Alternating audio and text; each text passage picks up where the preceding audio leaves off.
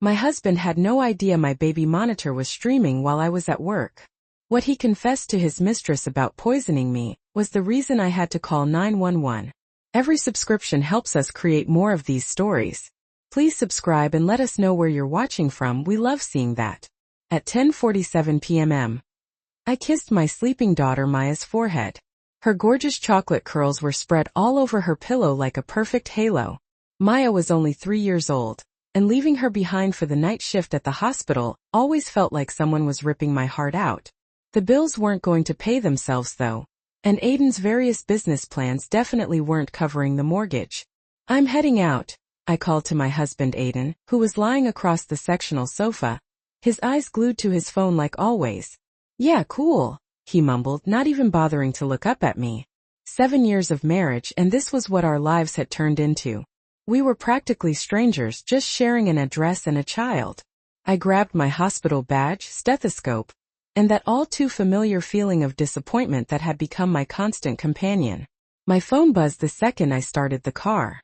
It was the baby monitor app, sending its nightly notification. I'd installed the streaming feature 6 months prior. It was one of those fancy ones that saved recordings to the cloud and let me check on Maya during my breaks. It was $39.95 a month for peace of mind. At 11:15 p.m. I pulled into the hospital parking garage. The fluorescent lights gave everything that sickly yellow glow. Before going inside, I opened the app like I always did, just to see my baby girl sleeping soundly. But Maya wasn't alone on the screen. Aiden was standing in her doorway, his phone pressed to his ear. Thanks to the monitor's speakers, I could hear every single word he said. She just left. We've got 8 hours, baby. Yeah, I know. Tonight we do it tonight. The insurance policy is $2 million. Nobody will suspect a thing.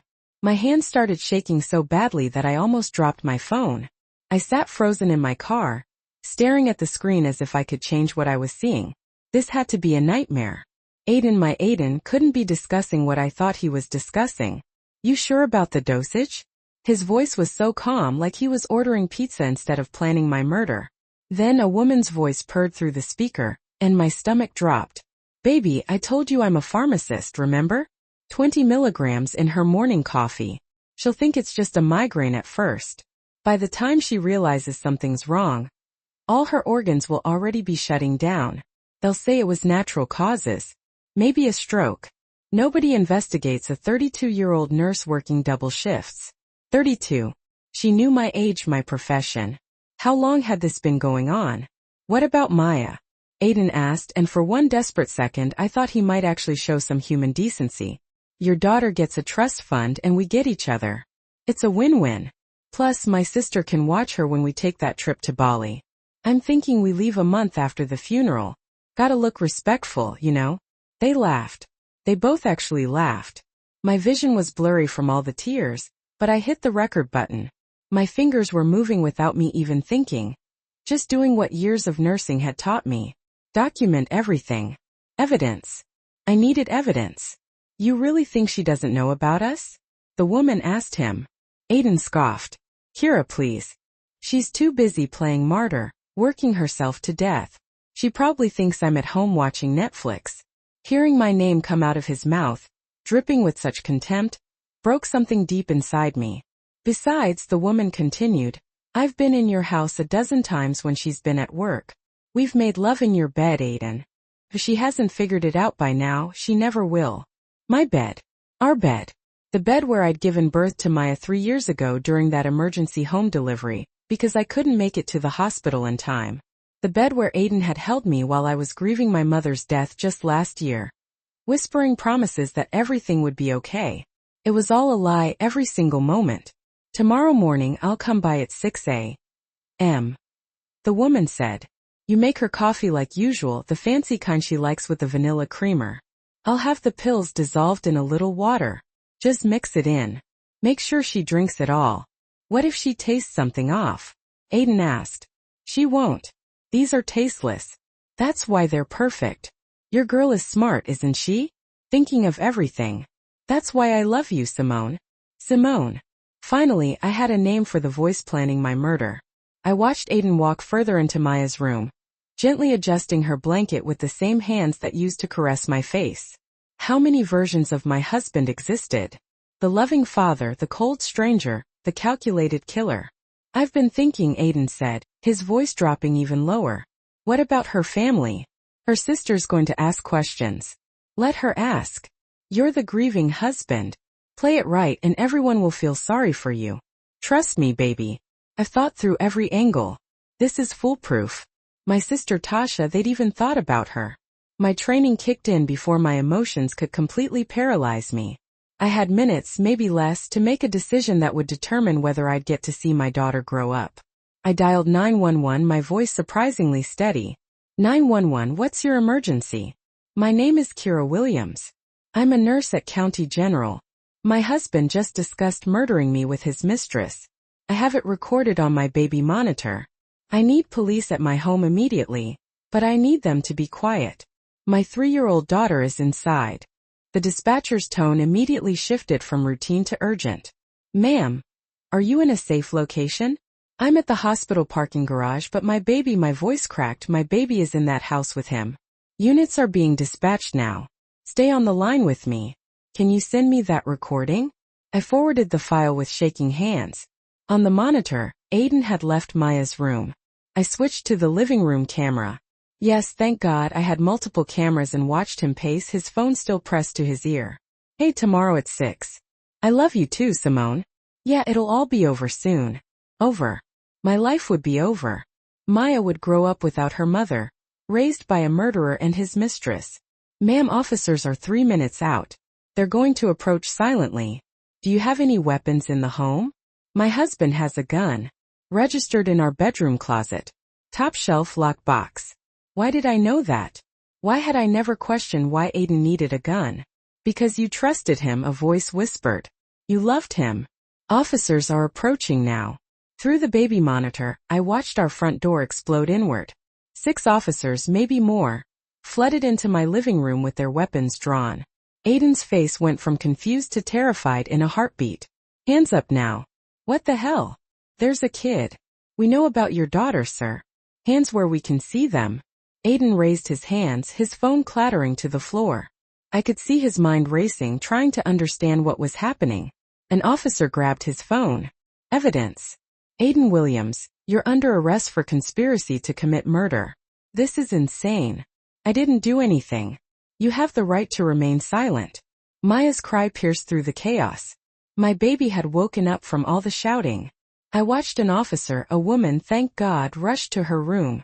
Through the camera, I saw her scoop Maya up, wrapping her in the quilt my grandmother made, speaking softly. It's okay, sweetie. It's okay. We're police officers. Your mommy asked us to check on you. I want mommy. Maya sobbed. Mommy's coming, baby. She's coming real soon. The dispatcher's voice pulled me back to reality. Ma'am, Detective Rodriguez wants to speak with you. Can you return to your home? Is my daughter safe? She's safe. Children's Services is sending a crisis counselor, but we need your statement, and we need it while everything's fresh. I drove home on autopilot, my body moving while my mind struggled to process what was happening. Just 20 minutes ago, I'd been a wife, a mother, a nurse heading to work. Now I was an almost murder victim, essentially a widow, and a single mother. What do you even tell a 3-year-old? How do you explain to her that her daddy wanted her mommy to die? Detective Rodriguez was a black woman in her 50s with kind eyes that had clearly seen too much. She sat across from me at my kitchen table, the same kitchen table where we'd all eaten breakfast just that morning, and listened to my story.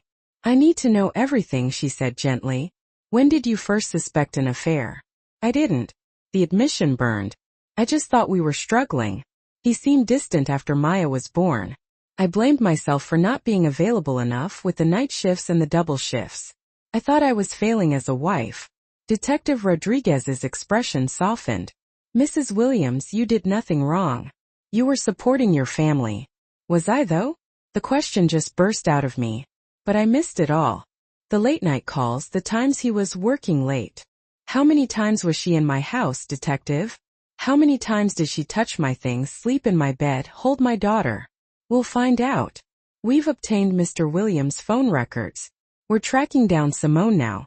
What about the pills? She said she had pills ready. We've got units heading to every pharmacy within a 50-mile radius. If she's a registered pharmacist, we'll find her within hours. Maya toddled into the kitchen, being held by the crisis counselor. She reached for me and I grabbed her like she might disappear. She smelled like baby shampoo and innocence, like everything good in this world. Mommy, where's Daddy? The question gutted me. They found Simone by 3 a.m. She wasn't even trying to hide. She was at Aiden's downtown apartment, the apartment I didn't even know existed. Detective Rodriguez showed me photos on her tablet. Recognize this place? The loft was beautiful. Exposed brick, floor-to-ceiling windows, modern furniture. On the wall, there were photos of Aiden and a woman with caramel skin and long braids. Simone. They looked happy in love like a real couple. He's been renting it for 14 months, Rodriguez said. $1,700 a month. Where did you think that money was going? His business investments. I sounded stupid even to myself.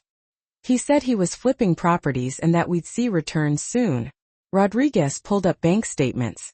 Your husband has been systematically draining your joint accounts.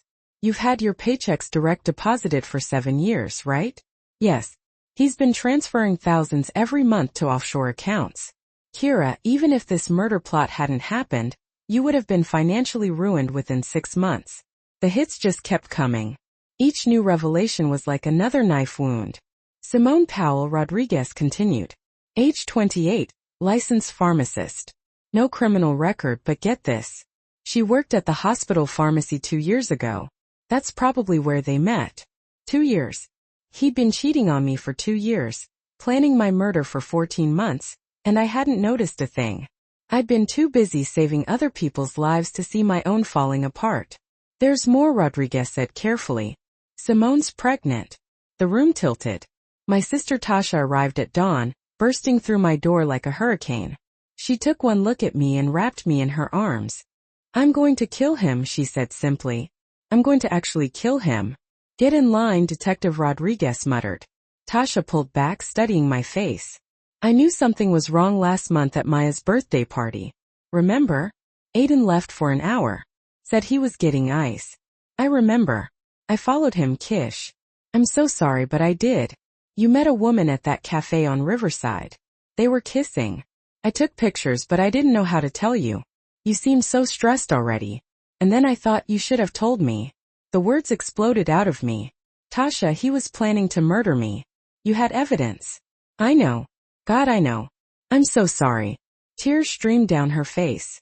I thought I was protecting you from heartbreak. I didn't think he'd. Who thinks that? Rodriguez intervened. We'll need those photos. They establish a timeline. As Tasha pulled out her phone, mine rang. Mama. My mother-in-law. Aiden's mother. Don't answer that, Tasha warned. I answered anyway. Kira, what have you done? Mama's voice was pure venom. My son is in jail because of your lies. You've always been jealous. Always tried to keep him down. Mama, he tried to have me killed. That's ridiculous. Aiden would never. You probably drove him to that woman with your coldness. Always working, never home. What man wants a wife who's never there? Detective Rodriguez took the phone from my trembling hands. Mrs. Williams, this is Detective Rodriguez. With the line went dead. Over the next 72 hours, I learned that I'd been married to a stranger. Aiden's family closed ranks. His mother, his 2 brothers, even his cousins I'd considered friends. They called me a liar, a manipulator. They said I'd fabricated the recording. But evidence doesn't lie. Police found text messages between Aiden and Simone dating back 26 months. Thousands of messages, plans for their future, complaints about me. How boring I was, how frigid, how I trapped him with a pregnancy, how Maya looked just like me, which apparently annoyed him. They found the pills in Simone's apartment. Diazepam, a massive quantity, enough to kill someone my size twice over. They found life insurance policies Aiden had taken out on me. 5 different policies over 3 years totaling $4 million. I'd signed papers he said were for financial planning. I trusted him. They found evidence of Simone's pregnancy. She was 4 months along. They'd been planning to wait until after my death to announce it. A bright spot in tragic times, according to their text messages. But the worst discovery came on day 4. Detective Rodriguez sat me down with a prosecutor named Janet Mills, a sharp-eyed woman who specialized in domestic cases. Kira, we need to talk about your mother's death. My blood ran cold. My mother had a stroke. What does that have to do with anything? Your mother was 58. No prior history of cardiovascular disease. She died suddenly at your home after having dinner that Aiden cooked. Oh no. They exhumed my mother's body on a Tuesday. The same Tuesday I had to return to work because despite everything I still had bills to pay. Maya needed stability. Life doesn't stop for tragedy. My colleagues knew. Everyone knew. The story had made local news. Nurse discovers murder plot through baby monitor. I was famous for all the wrong reasons. I'm so sorry, my supervisor, Dr. Simpson, said. Take all the time you need. But I couldn't take time. Time meant thinking. Thinking meant remembering Mama's last night. We had dinner. Mama, Aiden, Maya, and me. Aiden insisted on cooking something special for Mama's visit. Jerk chicken, her favorite. She'd felt sick after dinner, complained of a headache. Aiden gave her ibuprofen. She went to lie down in our guest room. I found her 2 hours later unresponsive. I performed CPR while Aiden called 911, but she was already gone. The doctor said it was a massive stroke. These things happen. Except they don't just happen. The toxicology report came back 6 days later. Detective Rodriguez delivered the news in person in my living room while Maya watched cartoons, blissfully unaware. High levels of potassium chloride in her system. It induces cardiac arrest and mimics natural heart failure. He killed your mother. This was a practice run. I didn't cry. I'd run out of tears. I just sat there holding my coffee mug, the same coffee mug Aiden would have poisoned, and felt something inside me turn to stone. How long has Simone been a pharmacist? 3 years. So she had access even then. Rodriguez nodded. My mother, my sweet, gentle mother, who'd raised me alone after Daddy died, who'd worked 2 jobs to put me through nursing school, who'd loved Aiden like her own son. He'd murdered her for practice. Aiden's lawyer was exactly what I expected. Expensive suit, slicked back hair, shark's eyes. His defense strategy leaked to the press within days. Aiden was innocent, entrapped by a vindictive wife who'd fabricated evidence. Simone was just a friend offering emotional support during a difficult marriage. The court of public opinion split viciously. Half the internet called me a hero. The other half called me a liar. My social media filled with death threats and marriage proposals in equal measure. I deleted everything. Maya started having nightmares. She'd wake up screaming for Daddy, not understanding why he was gone. The child psychologist said it was normal and that we'd work through it. But how do you work through your father being a murderer? Aiden's mother showed up at my work, screaming in the hospital lobby that I destroyed her family. Security removed her, but the damage was done. Patients requested different nurses. Whispers followed me everywhere. I can't do this, I told Tasha one night. We were both drunk on cheap wine at 2 a.m. while Maya slept between us. I can't be the woman whose husband tried to kill her. I can't be the daughter whose mother was murdered. I can't be strong anymore. You don't have a choice, Tasha said, not unkindly. Maya needs you to be strong. Mom needs you to get justice. You need you to survive. The preliminary hearing was set for 6 weeks out. Prosecutor Mills prepared me for what was coming. Aiden and Simone would be tried together for conspiracy to commit murder, and for my mother's death. The evidence was overwhelming, but trials were unpredictable. They'll attack your character, Mills warned. They'll make you the villain. Are you ready for that? I thought about my mother's smile, her laugh, the life I'd almost lost. Make them pay. The courtroom was smaller than I'd expected. Aiden sat at the defense table looking thinner, older. He wouldn't meet my eyes. Simone sat beside him, no longer pregnant. She'd lost the baby in jail, apparently. I felt nothing about that. I'd become ice. My testimony lasted 7 hours over 2 days. I told them everything. The baby monitor, the recording, the investigation. Aiden's lawyer tried to rattle me. Mrs. Williams, isn't it true that you were rarely home? That you prioritized work over family? I was supporting my family, I replied evenly, with the money my husband was stealing from me. You claim to love your husband. Yet you had him arrested based on a single conversation. I had him arrested based on him plotting my murder and based on the evidence that he murdered my mother. Is there a threshold of death threats you'd recommend before taking action? The jury laughed. The judge banged his gavel, but I saw approval in his eyes. Simone's testimony destroyed her. She tried to play the victim, claiming that Aiden seduced her, manipulated her, controlled her. But the text messages told a different story. Messages where she called me names, mocked my appearance, celebrated my mother's death. One down, she'd written. The defense crumbled over 3 weeks. Forensic evidence, digital footprints, witness testimonies from neighbors who'd seen Simone at our house, from Aiden's friend who'd heard him complain about needing a fresh start. The verdict came on a Friday. Guilty on all counts. Aiden got life without parole. Simone got 30 years. I felt nothing. No relief, no satisfaction, just emptiness where my life used to be. 6 months later, Maya and I moved across the country. New city, new hospital, new start. Tasha came with us. She quit her job, sold her condo, and decided we needed each other. Maya still asks about Daddy sometimes. I tell her the truth in small doses. Daddy made very bad choices. Daddy hurt people. Daddy can't be with us anymore. The therapist says honesty, age-appropriate, and gentle is best. I sold our house. The insurance money, all of it, went into a trust for Maya, managed by lawyers who aren't Aiden. I wanted nothing from him, nothing stained with his betrayal. Sometimes I wonder what I missed, what signs I ignored because I was tired, stressed, overwhelmed. Then I remember that it wasn't my job to catch him being evil. It was his job to not be evil. My mother's grave has a new headstone now. Beloved mother and grandmother. Taken too soon. Justice served. It's not enough. It will never be enough. But Maya is alive. I'm alive. We're healing slowly, like bones knitting back together after a break. They say you're stronger at the fracture points. I met someone, another nurse, a single father, someone who understands trauma and resilience. We're taking it slow. Maya likes him. That's enough for now. On Maya's 4th birthday, she blew out her candles and wished for a normal family. It broke my heart, but I also felt hope because we are normal. Single parents, chosen family, women rebuilding after destruction. That's normal too. I think about Aiden sometimes, in prison losing decades. I think about Simone losing her freedom, her career, her future. I think about my mother, robbed of grandmothering Maya, of seeing me finally happy. And I think about that baby monitor, that random piece of technology that saved my life. Sometimes the universe protects you in the strangest ways.